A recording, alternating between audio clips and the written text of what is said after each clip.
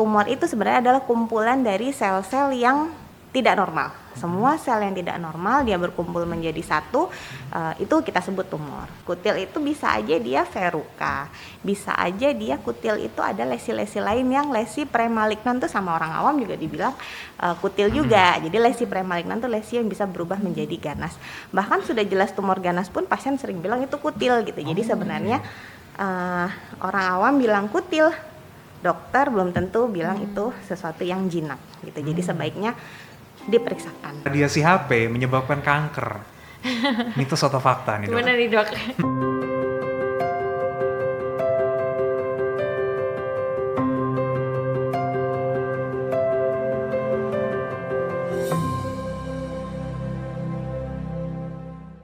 Sebenarnya tumor dan kanker adalah istilah yang gak asing ya buat kita Sobat K.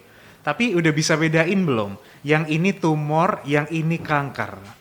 Misalnya ada benjolan di tubuh, kadang-kadang kita masih bingung. Sebenarnya ini masuk kategori kanker atau ini disebut tumor. Nah, sore hari ini kita akan bahas di BTS Berbagi Tips Sehat bersama Siloam Hospitals Jember.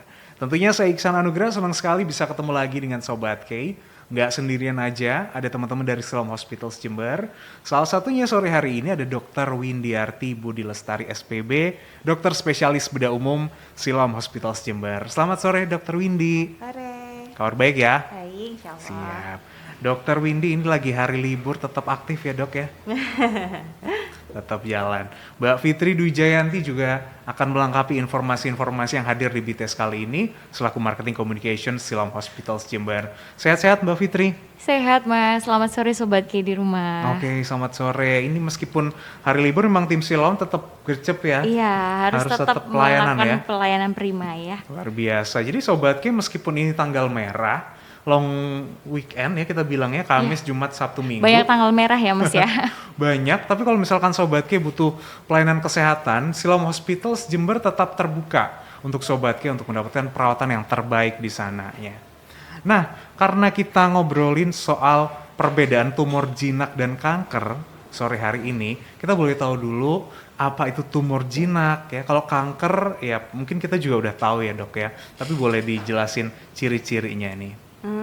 Jadi sebenarnya kita mulai dari tumor dulu ya. Tumor tuh apa sih sebenarnya? Orang tuh pada takut banget kalau misalnya dibilang tumor. Nah, tumor tuh adalah istilah medis di mana semua benjolan yang tidak normal di tubuh itu namanya tumor. Tumor itu sebenarnya adalah kumpulan dari sel-sel yang tidak normal. Semua sel yang tidak normal dia berkumpul menjadi satu, itu kita sebut tumor. Tidak normalnya itu apa? Tidak normalnya sel-selnya itu membelah diri secara tidak terkontrol. Dia membelah diri terlalu cepat, tidak sesuai dengan yang didesain seharusnya. Atau dia tidak mati-mati. Jadi seharusnya tumor itu memiliki program harus di umur sekian sel-sel itu mati. Nah, sel-sel itu tidak mati sehingga dia menumpuk dan akhirnya menjadi timbunan sel-sel yang tidak normal. Nah, itulah yang kita sebut dengan tumor. Gitu. Nah, tumor ada tumor jinak, ada tumor ganas atau kanker. Nah, bedanya gimana? Bedanya kalau tumor jinak kita bilangnya kalau istilah sehari-harinya tumor jinak tuh sopan, baik hati gitu ya. Kalau tumor ganas atau kanker atau malignan itu dia kita bilangnya dia tumor yang agresif dan jahat. Nah, kalau dia tumor jinak dia tidak bisa menyeberang atau menyebar ke tempat-tempat lain. Tuh, jadi dia hanya di lokalnya di situ saja, dia tidak bisa kemana-mana. Tapi kalau tumor ganas, dia bisa menyebar ke mana-mana. Kemudian kalau dari penampilannya kalau sudah cukup besar, itu kalau tumor tuh dia halus, mulus, bentuknya tegas, kemudian batasnya juga jelas. Kalau tumor ganas atau kanker, dia tepinya tidak jelas, bentuknya permukaannya juga tidak beraturan, tidak mulus, tidak halus, dan seringkali mudah luka, mudah berdarah, mudah berubah warna begitu. Oke, contohnya tumor jinak tuh kayak apa dok misalnya? Yang paling sering kita lihat. Kalau tumor jinak yang paling sering terjadi pada manusia itu namanya lipoma. Orang awam bilang uci-uci. Nah, tuh dia jadi itu salah satu jenis tumor jinak yang paling sering terjadi pada manusia gitu. Baik, kalau kutil itu termasuk tumor jinak atau bukan ya, Dok? Kutil, nah gini masalahnya istilahnya orang awam sama istilahnya medis itu kita beda-beda. Nah kutil itu bisa aja dia verruca, bisa aja dia kutil itu ada lesi-lesi lain yang lesi premalignan tuh sama orang awam juga dibilang kutil juga. Jadi lesi premalignan tuh lesi yang bisa berubah menjadi ganas. Bahkan sudah jelas tumor ganas pun pasien sering bilang itu kutil gitu. Jadi sebenarnya orang awam bilang kutil, dokter belum tentu bilang itu sesuatu yang jinak gitu. Jadi sebaiknya diperiksakan karena bisa saja itu adalah lesi premalignan. Nah, jadi tumor itu nama lainnya juga neoplasma ya, kumpulan dari sel-sel yang abnormal. Neoplasma itu ada yang benign, jinak, premalignan, dia bisa menjadi ganas ataupun malignan itu ganas gitu.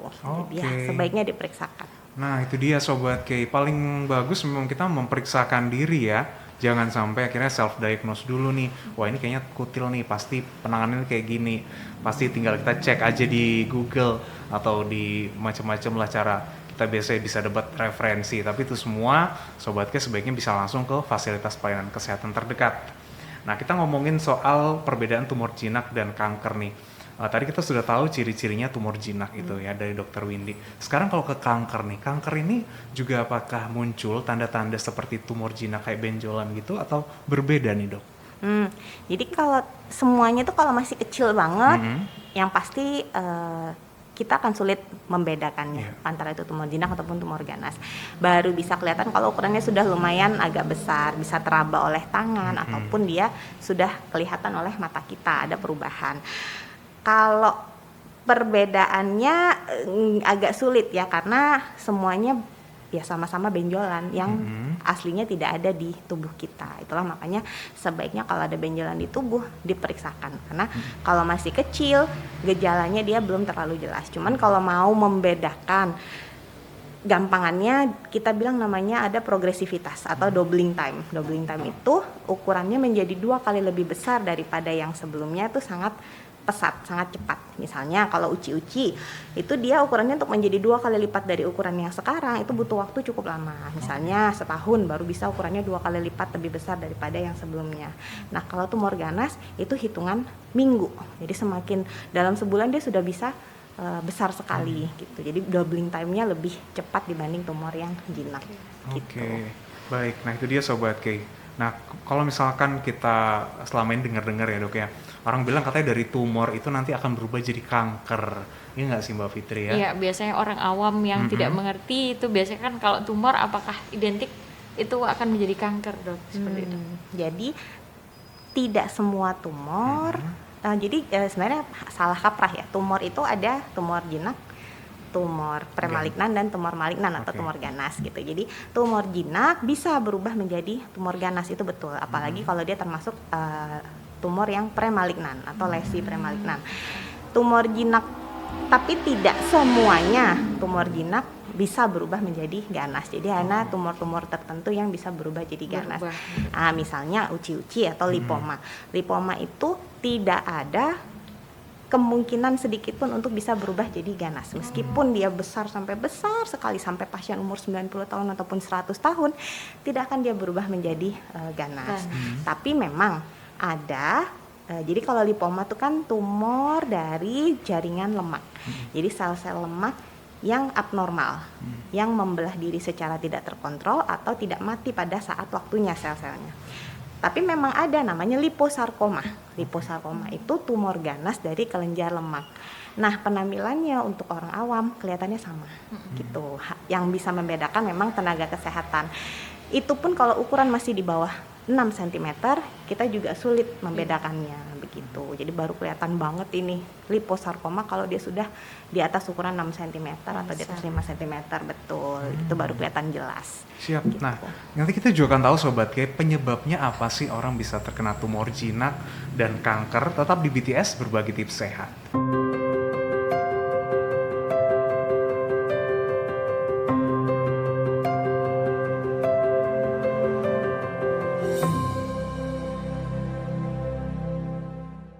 Sobat K masih mengikuti BTS Berbagi Tips Sehat bersama Siloam Hospitals Jember. Kita ngobrolin tentang tumor jinak dan kanker Sobat K. Kita harus mengenali perbedaan tumor jinak dan kanker itu supaya nggak salah kaprah lagi nih. Yang ini yang dikategorikan tumor, ini yang kanker, dan bagaimana untuk penanganannya nanti. Oke, sebelum kita ke penyebab orang bisa terkena tumor jinak dan kanker, yang jelas dalam semua aspek kita pasti mengingatkan Sobat K untuk mencegah itu lebih baik daripada mengobati. Kalau berbicara tentang screening, tentang kanker, tumor, ini langsung aku spill barusan ya. Screening itu menjadi salah satu hal yang wajib bisa dilakukan sejak dini. Ngobrolin soal screening juga ini pasti sudah ada promo-promo program juga ya Mbak ya? Iya, betul sekali. Dari apa yang kita juga bahas hari ini bersama Dr. Windy ya, untuk pengetahuan. Nah, di sini juga Fitria juga mau untuk menginformasikan buat Sobat K. Jadi memang di Siloam itu sudah dilengkapi dengan beberapa layanan alat radiologi yang juga bisa menjadi salah satu screening awal untuk bisa mengetahui kanker. Apalagi juga kita ada di momentum Hari Peringatan Kanker Sedunia ya Mas Tanggal ya, 4 ya kemarin tanggal ya? 4. Okay. Nah, jadi kalau untuk di Siloam sendiri ada promo hingga 29 Februari itu untuk screening kanker khususnya pada kanker serviks dan juga kanker payudara. Jadi mulai dari 400.000 untuk pap smear dan juga ada 350 untuk USG Mami. Dan kita juga masih ada program selangkah yang nanti akan kita singgung lebih dalam untuk kanker payudara. Seperti itu Mas. Oke, memang kanker payudara juga jadi salah satu penyakit yang paling sering ini ya dialami khususnya untuk kaum wanita. Nah, Tapi nggak menutup kemungkinan juga kaum pria juga ya bisa terdeteksi kanker payudara tersebut. Balik lagi kita ke pembahasan soal tumor jinak dan kanker. Penyebabnya apa nih dok? Jadi kalau untuk tumor jinak, sampai sekarang peneliti internasional pun masih belum bisa menemukan apa penyebab terjadinya tumor jinak. Nah kalau untuk tumor ganas, ada sudah ketemu beberapa faktor resiko yang bisa mencetuskan tumor ganas. Nah menurut penelitian, jadi begini, kalau penelitian itu kita nggak bisa langsung penyebab itu kan faktor kausatif ya. Tapi lebih ke faktor resiko gitu. Jadi ada modifiable risk factor. Jadi faktor resiko yang bisa kita rubah. Nah, kalau misalnya mau lihat di webnya WHO itu ada a couple of preventable cancer, itu ada beberapa kanker yang bisa dicegah. Nah, di situ bisa dilihat bahwa faktor resiko yang bisa mencetuskan. Jadi gini, kalau faktor resiko itu ada yang bisa dirubah, ada yang tidak bisa dirubah. Nah, kayak kanker payudara, perempuan itu adalah faktor resiko yang tidak bisa dirubah. Jadi kalau perempuan itu sudah termasuk faktor resiko untuk terjadi kanker payudara. Nah, yang dibahas oleh WHO bahwa ada kanker yang bisa dicegah itu 30-50% kanker bisa dicegah itu untuk faktor resiko yang modifiable, yang bisa dirubah. Nah, kita nggak berani bilang penyebab, tapi kita bilang faktor resiko yang meningkatkan resikonya gitu. Nah itu adalah dari mulai rokok. Nah rokok itu zat-zatnya sangat karsinogenik, dia bisa menyebabkan kanker untuk zat-zat karsinogenik itu. Kemudian alkohol juga sama, dia adalah zat karsinogenik yang bisa menyebabkan kanker, dari mulai semua yang dilewatin sama alkohol, dari mulai kanker oral, kanker saluran nafas, saluran cerna atas, faring, laring, kemudian kanker esofagus, kanker lambung, kanker liver, kanker kolorektal, sampai dengan kanker payudara. Nah, jadi yang selanjutnya adalah lifestyle, jadi mager, malas bergerak, jadi sedentary, tidak rutin exercise. Nah, menurut penelitian dengan rutin latihan exercise 30-1 jam per hari selama seminggu itu bisa menurunkan resiko terjadinya kanker sekitar 20-30%. Nah, kalau untuk khusus kanker payudara, exercise 1 jam per hari atau 7 jam per minggu itu dengan intensitas ringan sedang bisa menurunkan resiko kanker payudara sampai 42%. Jadi begitu pentingnya exercise untuk menurunkan faktor resiko terjadinya kanker. Kemudian selain sedentary life, tidak exercise rutin, berat badan. Jadi berat badan pun ini sebenarnya sulit ya, karena penelitian semua memakai parameter BMI, Body Mass Index. Nah, memang kalau yang termasuk overweight ataupun obesitas, faktor risiko untuk terjadi kanker jauh lebih tinggi dibanding yang body mass index-nya normal. Tapi body mass index yang tidak normal itu tidak berlaku bila massa ototnya besar. Jadi misalnya rajin exercise, kemudian dia massa ototnya besar, sehingga BMI-nya tinggi tapi dominan karena massa ototnya. Nah, itu tidak berlaku untuk kasus seperti itu. Jadi kalau mau lihat body mass index tidak bisa murni dilihat hanya dari body mass index-nya saja, dilihat persentasenya lebih tinggi lemak ataukah otot. Gitu. Kemudian makanan yang sangat tidak sehat seperti processed food, ultra processed food, kemudian makanan dengan pengawet, kemudian makanan dengan yang banyak kita banyak PUFA, polyunsaturated fatty acid. Itu semua sangat menyebabkan kanker. Jadi misalnya ultra processed food tuh kayak sereal, kemudian bahan semua yang dibungkus atau semua yang frozen, itu dia ultra processed food. Itu akan meningkatkan resiko kanker. Kayak processed meat, sosis, kemudian nugget, gitu-gitu meningkatkan resiko kanker sampai 4 kali lipat untuk kanker usus gitu. Kurangnya makan serat. Jadi kurang makan serat, kurang dari 30 gram per hari itu meningkatkan resiko kanker usus. Kemudian selanjutnya kalau mau dibahas soal lifestyle tuh banyak banget ya. Terus yang selanjutnya adalah polusi. Nah, polusi udara itu bisa resiko. Kemudian radiasi. Nah, baik ionizing radiation ataupun UV atau solar radiation itu bisa menyebabkan kanker. Misalnya tidak rajin pakai sunscreen, terutama yang kulitnya kadar melaninnya sangat rendah, yang kulitnya putih, resiko untuk terjadi kanker kulit karena UV itu sangat tinggi, makanya harus rajin pakai sunscreen gitu. Yang kadar melaninnya tinggi pun, walaupun kulitnya gelap pun, juga tetap harus pakai sunscreen karena resiko untuk terjadi kanker kulit cukup tinggi. Soalnya kankernya kan meluas banget ya, jenisnya banyak banget dari ujung kepala sampai ujung kaki. Bener-bener luas banget kalau dan ngomong. mengenai gaya hidup juga banyak banget tuh penjabarannya. Cuman tumor ini yang masih belum diketahui ya dok ya, tumor jinak. Jadi kalau kanker itu kan sebenarnya tumor juga gitu. Jadi semua itu namanya tumor atau neoplasma. Cuman dia dibagi ada yang jinak, Ada yang premalignan atau preganas dan malignan atau ganas. Jadi semuanya tumor, semuanya neoplasma gitu. Kalau kanker kan bisa dibilang ya bersifat keturunan ya dok ya. Ada yang seperti itu ya dok ya? Enggak semuanya, Enggak semua. ada yang sporadik juga. Sporadik. Jadi intinya sih di mana terjadi mutasi genetik maka dia akan terjadi kanker karena ada mutasi genetik menyebabkan sel-sel menjadi abnormal, baik itu pembelahannya ataupun waktu dia mati. Jadi nggak mati-mati, akhirnya numpuk sel abnormal itu.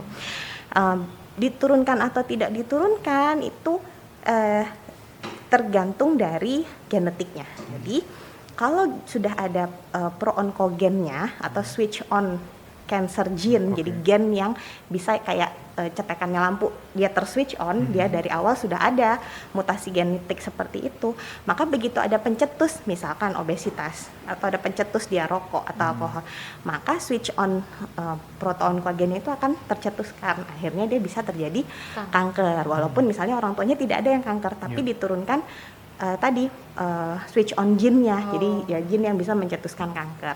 Atau memang dari orang tua sudah ada kanker, misalnya kita bisa periksa juga namanya pemeriksaan genomik ya. Jadi kita periksa BRCA1, BRCA2 sama P53.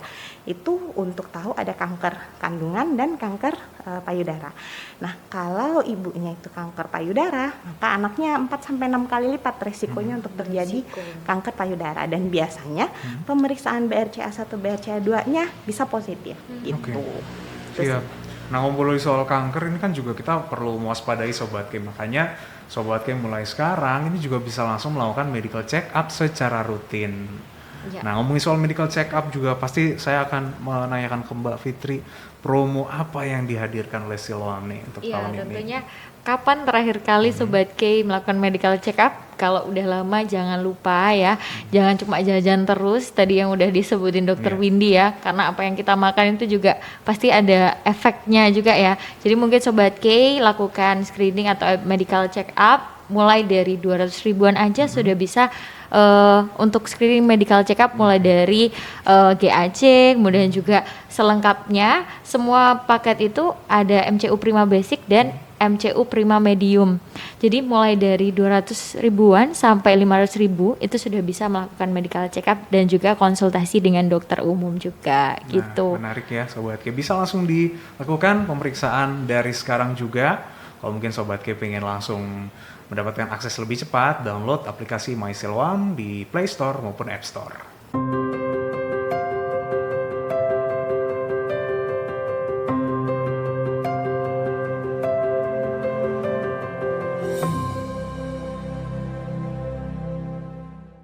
Masih di BTS berbagi tips sehat bersama Siloam Hospitals Jember. Tentunya Sobat K, apapun harus kita lakukan pengecekan terlebih dahulu. Makanya di Siloam ini ada salah satu hashtag yaitu cek aja dulu, ya kan? Ya, betul banget Mas Iksan. Nah, salah satunya memperingati Hari Kanker Sedunia ya. Apalagi juga di Siloam juga sudah kita memiliki dokter luar biasa. Salah satunya juga bertemu Dokter Windy jikalau dari Sobat K ada yang menemui keluhan seperti benjolan atau mungkin suatu hal yang abnormal lah ya, tidak pada umumnya. Jadi silakan jangan ragu, download aplikasi MySilom, book appointment. Salah satunya ada layanan digital lab. Jadi hashtag cek aja dulu ya. Untuk sehat jangan telat. Mulai dari 200 ribuan aja sudah bisa screening untuk cancer. Jadi jangan khawatir ya. Untuk kita biasanya ngomong kalau mahal ya. Tapi kalau untuk kesehatan jangan berpikir mahal daripada nanti sudah parah baru ke rumah sakit ya. Seperti itu. Dan juga buat Sobat K yang mungkin ingin berkonsultasi juga langsung dengan Dokter Windy ya. Untuk jadwalnya ada di Senin sampai dengan Jumat di pagi hari jam 9.30 sampai jam 12. Kemudian juga praktik di malam hari jam 19.30 sampai jam 20.00. Dan juga di hari Sabtu bisa juga bertemu dengan Dokter Windy di jam 9 sampai jam 11 pagi. Oke, siap. Kalau mungkin kelewatan bisa langsung sekali lagi ke aplikasi MySilom. Nah, ya? di situ sudah ada jadwalnya. Jadi kalau udah penuh itu ada di jadwal di tanggal berikutnya yang hijau. Yang hijau. Nanti dicek aja Sobat K di aplikasinya. Oke, ngobrolin soal kanker sama tumor jinak ini. Untuk tumor jinak sendiri, Dok, ini perlu kita obatin atau udah kita biarin aja nanti mungkin dia akan bersahabat dengan tubuh kita ya? Jadi kalau untuk tumor jinak sebenarnya begini, kalau memang itu betul-betul tumor jinak ya, yang saya bilang tadi salah satunya misalnya lipoma. Dia tidak akan pernah menimbulkan morbiditas. Morbiditas itu kesakitan untuk pasien gitu. Jadi meskipun ada di badan kita sampai kita umur 100 tahun pun dia tidak akan menimbulkan apapun ke tubuh kita. Jadi kebanyakan tumor jinak memang tidak perlu dilakukan apa-apa gitu. Jadi ada di situ pun tidak akan mengganggu hidup kita, kecuali dia berada di lokasi-lokasi yang menimbulkan keluhan. Misalkan tumor jinak tapi ada di ujungnya mata sini, semakin besar pasti akan menyebabkan kelopak mata sulit untuk membuka. Nah, itu akan mengganggu penglihatan. Jadi walaupun jinak sebaiknya diangkat. Atau dia ada di area yang menekan dekat dengan saluran vital, misalnya di dekat saluran nafas. Nah, walaupun dia jinak tapi kalau dia semakin besar lama-lama akan menekan dan itu akan mengganggu pernafasan. Atau di dekatnya lubang hidung. Itu akan menyebabkan gangguan. Nah, kalau seperti itu walaupun jinak maka dia akan sebaiknya dilakukan tindakan. Kalau dia jinak tapi menekan struktur misalkan saraf, maka dia akan menimbulkan nyeri. Nah, itu akan mengganggu kualitas hidup. Jadi itu bisa mengganggu kondisi pasien, maka sebaiknya dilakukan pengangkatan. Tapi jarang sekali, kebanyakan tumor jinak itu dia akan membesar secara lambat dan ya tadi seperti Masnya bilang akan bersahabat atau ya tubuh kita akan menyesuaikan diri dengan itu gitu. Cuman sebaiknya untuk memastikan itu tumor betul-betul yang jinak atau yang bukan, sebaiknya dilakukan pemeriksaan di fasilitas kesehatan. Tentu ya, kita periksa dulu ya biar tahu nanti ini penanganannya gimana untuk sesuatu yang dalam tubuh kita itu Sobat. Misalnya tumor jinak oleh dokter masih disarankan untuk mungkin dilakukan pengangkatan, yaitu karena mungkin akan pengaruhi nantinya ya Dok ya. Tapi sebagian besar kalau tumor jinak kita bisa watchful waiting istilahnya. Jadi bisa kita evaluasi tiap 6 bulan, entah itu butuh USG tiap 6 bulan atau pasien sendiri melihat apa ada perubahan warna, perubahan bentuk itu tiap 6 bulan gitu. Oke, siap.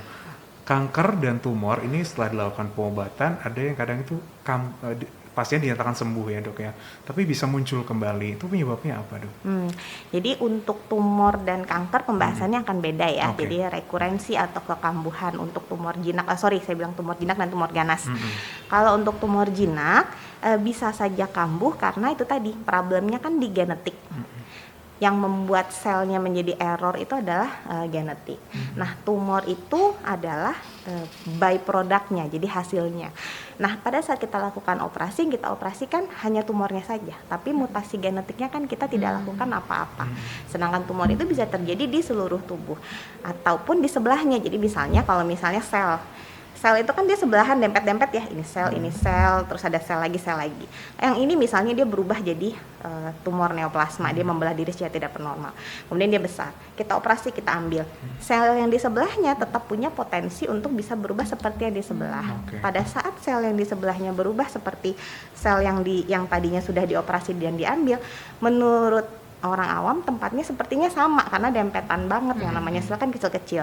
Jadi kelihatannya dia ada di tempat yang sama kambuh, tapi sebenarnya dia adalah sel yang berbeda dibanding yang sebelumnya. Jadi kalau sudah diangkat, maka sel yang sudah kita angkat itu tidak akan kambuh lagi.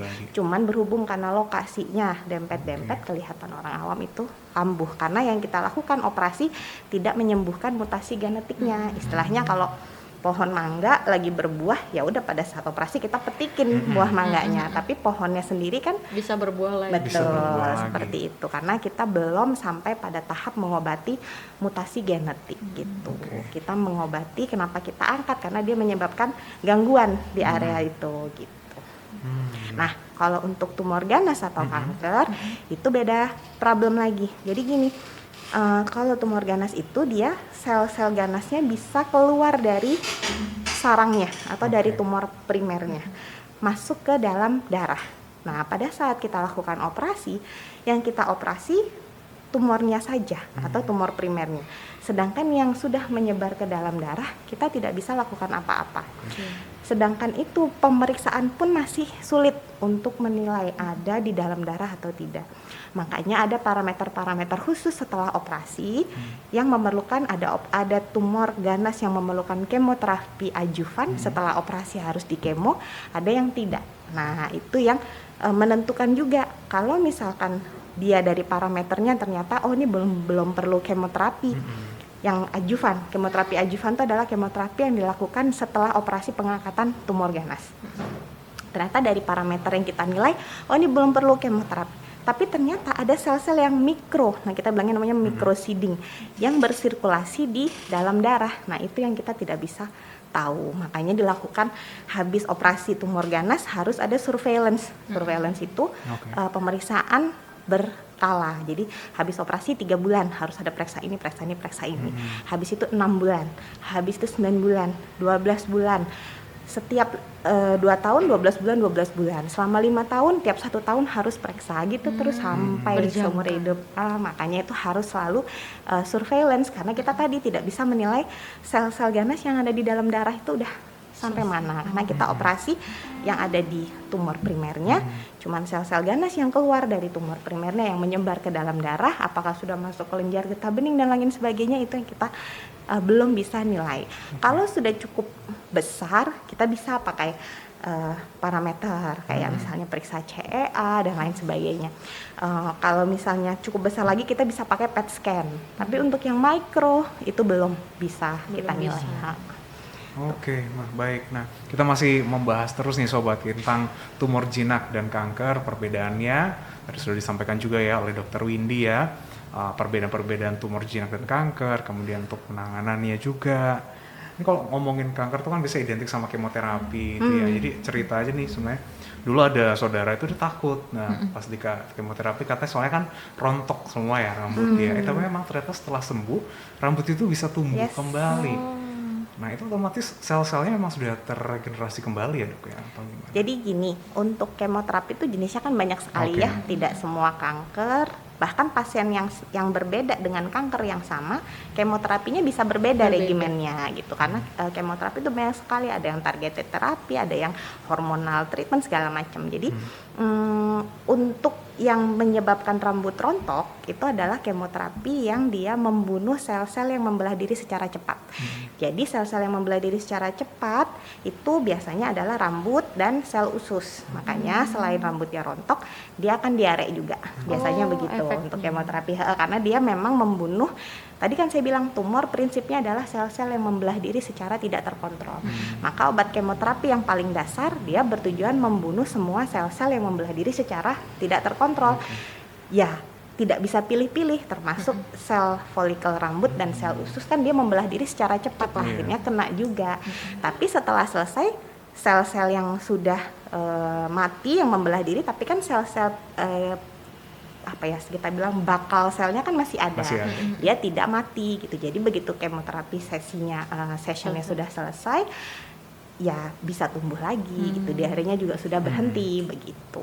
Baik. Gitu sih. Nanti kita akan lanjutkan Sobat Ki di segmen terakhir mengenal mitos dan fakta yang bertebaran tentang tumor jinak dan kanker.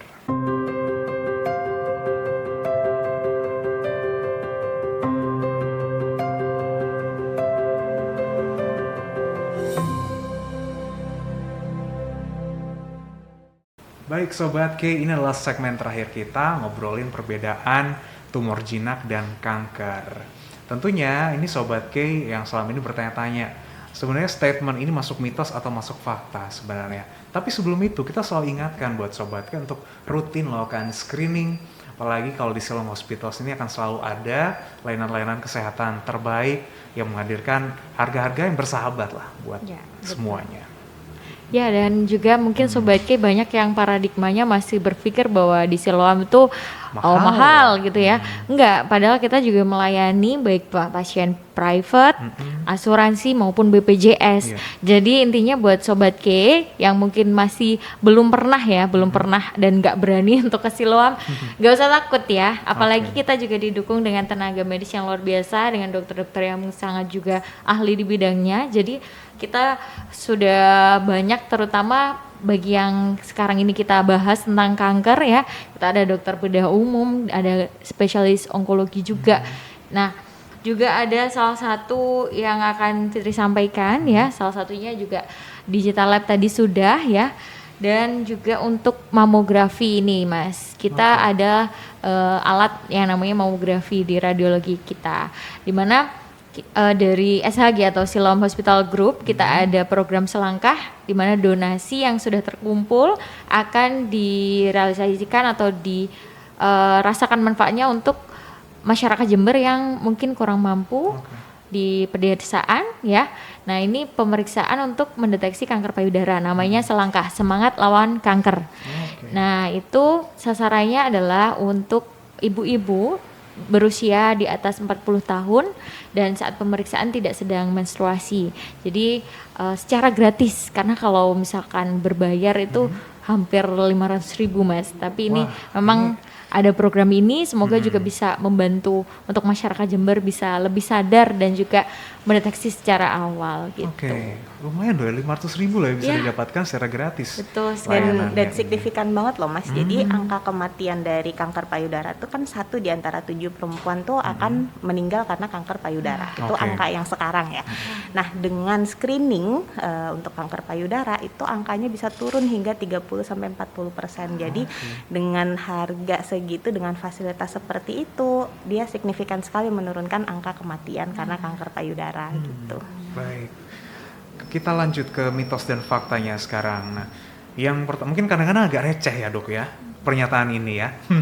Kayak nomor 1 nih, radiasi HP menyebabkan kanker. Mitos atau fakta nih Dok? Gimana nih Dok? Mitos. Mitos ya. Jadi memang betul radiasi bisa menyebabkan kanker. Misalnya ionization radiation. Jadi kita kalau misalnya operasi ya, kita operasi itu pakai sinar radiasi yang ionisasi. Itu memang berisiko untuk kanker. Tapi dosis yang kita terima pun kecil, sehingga untuk terjadi resiko kankernya itu akan dibatasi. Karena misalnya kayak petugas di radiologi ya kan setiap hari melakukan foto mamografi, kemudian CT scan, semua yang mengandung sinar X-ray itu salah satu radiasi yang ionizing radiation gitu. Tapi akan dihitung dosisnya sehingga tidak akan melebihi dosis maksimal yang bisa menyebabkan kanker, sehingga petugas-petugas tersebut tetap aman. Tapi memang betul ionizing radiation kalau dengan dosis yang melebihi dosis yang menyebabkan kanker, maka dosis yang menyebabkan sel-sel membelah diri dan mutasi genetik, maka dia bisa menyebabkan kanker. Tapi pasti harus di bawah pengawasan. Karena yang namanya ionizing radiation itu juga ada di mana-mana. Kita naik pesawat ngelewatin lautan Atlantik, itu juga ada radiasi. Makan kacang Brazil itu juga ada ionizing radiationnya gitu. Nah, sedangkan mamografi sendiri itu radiasinya di bawah, lebih kecil daripada kita kalau terbang ngelewatin lautan Atlantik gitu. Jadi radiasinya kecil. Nah, tapi kan memang kalau untuk petugas yang ada di ruang radiologi kan dia terpaparnya terus. Nah, kalau tidak dimonitor memang akan bisa resikonya jadi kanker. Tapi kan dia pakai batch untuk mengukur tabungan dia radiasi dalam tahun ini itu sudah berapa, sudah melebihi berarti harus stop gitu. Nah, kemudian radiasi juga solar radiation juga termasuk radiasi juga. Sinar UV itu ada UVA, UVB. UVA itu aging yang menyebabkan early aging, kulit keriput, makanya harus rajin pakai sunscreen. Nah, supaya bisa early aging dihindari. Kemudian UVB, B itu basal lioma itu basal sel karsinoma, atau UVB lah yang menyebabkan kanker kulit. Nah, itu memang betul sinar radiasi dari UVB menyebabkan kanker. Tapi kalau untuk radiasi dari handphone, sampai sekarang penelitian belum ada terbukti untuk bisa menyebabkan itu. Oke, mitos gitu. Ya berarti ya. Berikutnya, penggunaan alat makan berbahan plastik bisa memicu kanker. Itu juga mitos. Ya. Ada penelitian memang yang bilang kandungan plastik tertentu itu ya yang disebutkan lah, ada yang ini ada itu bisa meningkatkan resiko kanker. Tapi kita gini, untuk penelitian kita butuh data yang sangat besar untuk sampai bisa memunculkan sebuah konklusi dan memvonis sesuatu. Seperti misalnya kayak UVB, kita udah berani nih memvonis UVB nih penyebab kanker. Kita udah bisa berani bilang kayak rokok ini sudah terbukti benar-benar dengan data yang sangat tinggi, dengan penelitian yang sangat banyak, dia memang menyebabkan kanker. Nah, untuk bahan plastik itu sampai sekarang belum ada yang konklusif. Memang ada penelitian kecil-kecil bilang ini beresiko. Tapi dari WHO membuat preventable cancer, salah satunya tidak ada itu. Gitu. Jadi penelitiannya belum cukup banyak sampai kita bisa mengambil kesimpulan untuk memvonis begitu. Tapi ya kalau bisa gaya hidup sehat, sebaiknya yang signifikan dulu tuh, yang kita benar-benar hindari. Nggak ada gunanya bingung sama makanan plastik tapi masih ngerokok gitu. Jadi itu nggak ada gunanya gitu. Jadi yang pasti aja dulu. Gitu. Kemudian biopsi tidak membuat tumor menjadi ganas. Seperti yang saya bilang tadi ya, jadi kalau untuk tumor jinak untuk bisa berubah untuk menjadi ganas, dia adalah tumor-tumor spesifik yang kita bilang namanya tumor atau lesi premalignan. Lesi premalignan itu salah satu contohnya misalnya polip. Nah, polip usus itu dia lesi premalignan, dia bisa berubah menjadi ganas. Jadi walaupun tidak dilakukan biopsi pun dia pasti akan bisa berubah jadi ganas. Kemudian cervical dysplasia atau perubahan sel-sel lesi premalignan pada rahim. Kita nggak lakukan biopsi pun dia akan berubah jadi kanker. Jadi mitos bahwa biopsi akan menyebabkan kanker itu mitos. Tapi mungkin ada sesuatu yang bisa mencetuskan mitos seperti ini adalah begini. Karena di biopsi jadi tahu ganas. Nah, sebenarnya awalnya bukan karena di biopsi jadi berubah jadi ganas, tapi awalnya tumornya nggak apa-apa habis di biopsi. Ya enggak, karena pada saat itu tumornya sudah cukup besar, kemudian kita lakukan biopsi. Akhirnya timbul jadi kanker, perjalanan penyakitnya sudah sampai sana. Namun memang kalau itu adalah memang dari awal tumor ganas dan kita lakukan biopsi, ada namanya seeding tract. Seeding tract itu sel-sel kankernya bisa lewat di tracknya jarum biopsi itu untuk bisa keluar dari bariernya. Nah, itu akan membuat dia semakin cepat dan semakin progresif. Tapi kerugian itu hanya khusus untuk kanker liver, itu hanya penelitian yang sudah jelas ya, itu hanya 1%.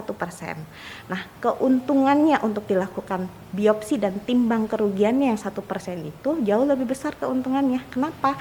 Karena kalau kita biopsi kita jadi tahu, oh ini kanker, jenisnya ini, modalitas terapinya ini. Tapi kalau kita nggak lakukan apa-apa, kita nggak biopsi, kita nggak bisa tahu gitu. Jadi ya angka kematiannya akan lebih tinggi kalau tidak dilakukan biopsi. Walaupun itu kanker gitu, walaupun ada resiko seeding tract, walaupun ada resiko membuka barier, tapi resikonya jauh lebih kecil dibanding keuntungan yang kita dapat kalau kita mendapatkan diagnosis jaringannya. Begitu. Baik, berarti kalau biopsi tidak membuat tumor menjadi ganas itu yang fakta. Betul. Ya. Bukan biopsi yang membuat tumor menjadi ganas, itu yang mitos. Betul. Selanjutnya, di dalam tubuh manusia pasti terdapat sel tumor dan kanker. Mitos atau fakta itu, Dok? Pernyataan yang bertebaran seperti itu Mitos. di dunia maya. Jadi sel yang abnormal tidak ada. Gen yang bermutasi ada. Gitu. Jadi pasti kita semua ada gen yang bermutasi. Sebenarnya hal gampang aja ya. Kayak intoleransi laktosa, 60% manusia itu tidak tahan terhadap laktosa. Laktosa itu yang dikandung sama susu. Orang yang bisa tahan sama laktosa atau susu itu sebenarnya orang yang mengalami mutasi genetik. Jadi karena normalnya manusia itu tidak tahan dengan laktosa, hanya hewan yang tahan dengan laktosa. Nah, kalau ada manusia yang tahan sama laktosa sampai umur 70 pun dia tiap hari minum susu sapi nggak pernah mencret, itu dia memiliki mutasi genetik gitu. Jadi kalau sel kanker atau sel tumor di tubuh kita tidak ada, tapi kalau gen yang mengalami mutasi ada. Semua orang pasti ada gen yang mengalami mutasi, betul. Baik, sudah terjawab semua Sobat K mitos dan faktanya, tapi mungkin ada pertanyaan lain atau mungkin mau konsultasi, langsung nanti bisa bertemu dengan Dr. Windy di SOM Hospitals Jember dengan jadwal yang Sobat K bisa cek langsung di aplikasi MySiloam. Sebelum kita closing, mungkin Mbak Fitri ada yang mau disampaikan kembali nih? Ya, mungkin kalau dari saya, kita udah tadi share juga tentang layanan. Intinya buat Sobat K di SOM Hospital Jember ada dan juga sudah cukup mumpuni untuk bisa mendeteksi maupun juga proses pemulihan dan juga tindakan atau tata laksana yang paling terbaik untuk penderita kanker. Jadi semoga dari pembahasan kita hari ini bisa memberikan pengetahuan sekaligus kesadaran ya untuk masyarakat supaya bisa lebih mendeteksi lebih dini. Apalagi juga sudah ada Dr. Windy. Tadi kita udah banyak ilmu yang dipelajari juga. Jangan lupa untuk jaga kesehatan. Oke, baik. Ada conclusion mungkin dari Dr. Windy? Dari saya sih, intinya semua keluhan yang ada di tubuh kita jangan diremehkan. Sebaiknya bawa ke fasilitas kesehatan terdekat untuk diperiksa sedini mungkin. Karena semakin dini kita tahu, kita bisa diagnosis, maka modalitas terapi yang bisa kita berikan semakin banyak. Semakin parah kondisi pasien datang, semakin stadiumnya semakin lanjut, maka modalitas terapi yang kita bisa berikan sangat terbatas sampai akhirnya pun pada kondisi paliatif. Kondisi paliatif adalah kita sudah nggak bisa melakukan apa-apa lagi, begitu. Jadi semakin dini semakin baik. Jangan berpikir takut ketahuan penyakitnya. Nah, kalau sudah terlalu terlambat, justru kami sebagai tenaga kesehatan kehabisan modalitas untuk melakukan penanganan. Gitu. Baik, terima kasih Dr. Windy. Senang hati, saya juga terima kasih atas kesempatannya. Mbak Fitri juga terima kasih untuk informasi-informasinya. Kita akan ketemu lagi di BTS untuk edisi berikutnya ya Sobat K. Terima kasih, sampai jumpa.